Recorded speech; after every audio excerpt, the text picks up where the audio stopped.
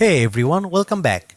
Today we are taking a deep dive into the Galaxy Z Flip 7, Samsung's latest foldable in the fan favorite clamshell lineup.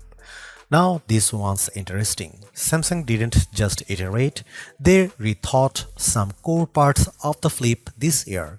You are getting a larger display, a true full-size cover screen, a bigger battery, and an unexpected chip change. Let's break it all down. The inner screen is now 6.9 inches, same resolution, 120Hz AMOLED, but more impressive.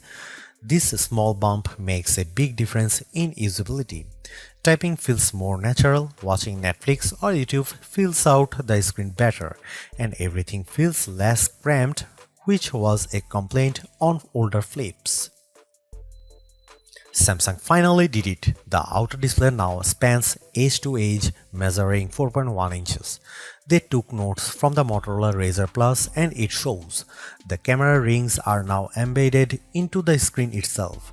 You can swipe through widgets, control music, read messages, use full apps, and even preview selfies using the rear camera. Huge win for creators. It's fast, responsive, and now runs at 120Hz, so it feels fluid and premium. This is a mini phone experience and it's extremely practical. The Flip 7 isn't just a fun foldable anymore. It's a legit flagship reimagined for people who want the best of both worlds, compact size and modern power. Bigger screens, bigger battery, bigger value. The only question is, are you okay with the Exynos chip? Let me know your thoughts in the comments.